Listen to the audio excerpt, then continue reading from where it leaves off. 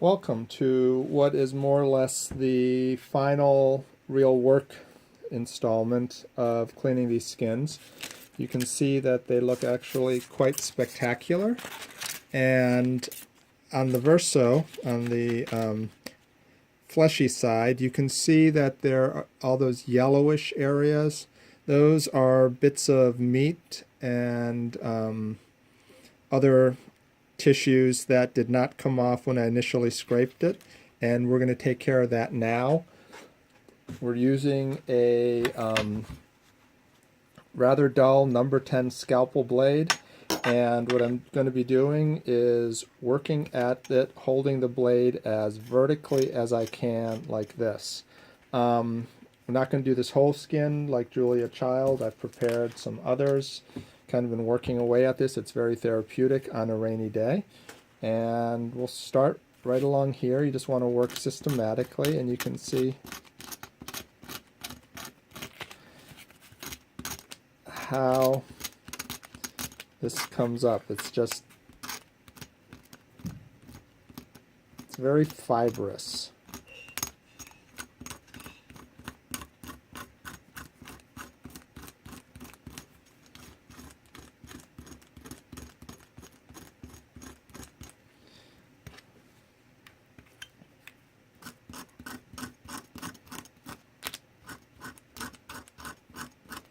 I'm keeping it under tension with my fingers, because if it goes like this, it's very easy to slice through it.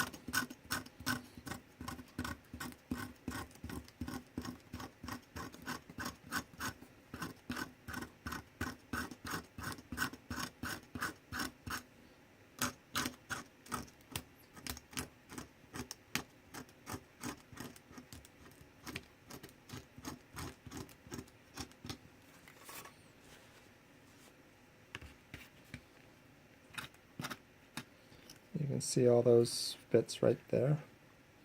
That is what we are scraping off.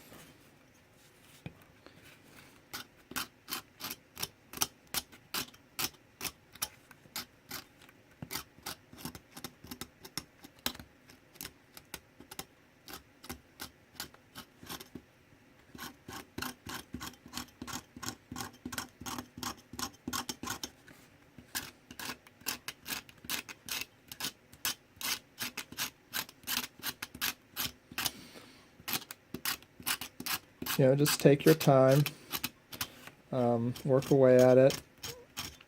I don't have any music, but normally I'd be doing this to something with a beat. And then when it's done, when I've done this to my satisfaction, what I'll do is wipe the skin off with either denatured alcohol or acetone to remove any residual oils that are in it. These are ocean fish. I forget what kind. I think this black one here is actually rock bass. Kind of small fish. Turns out it was a lot more expensive than I thought. Very tasty. And they have oils. So you definitely don't want to use something like a mackerel, which is an incredibly oily fish. You'll never really get it clean. It has beautiful coloring, doesn't have real scales to it, kind of like a catfish. But you want to, you'll never get it clean enough to use without serious solvents to degrease it.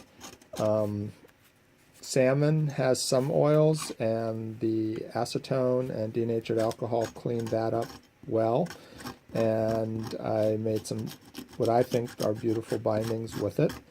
And I think you should just experiment. It's, worst case scenario, you get a meal out of it. Most fishmongers at a good supermarket or, seafood store will be able to cut the skin off for you and descale it. Then, just follow the steps that I've described and give it a whirl. It's a great way to get in touch with the materials that you're using on books, how they're being made. This is really conceptually no different from making parchment out of goat or calf or some other animal. And you can make something really unique. So have go, have fun. This is an example of a finished skin. It's a little bit smaller, but you can see as you're holding it in the light that it's a lot cleaner, and it'll make a beautiful book. And this is the pile that came off of that book, off of that skin. So have go, and excuse the inarticulate nature of this little presentation.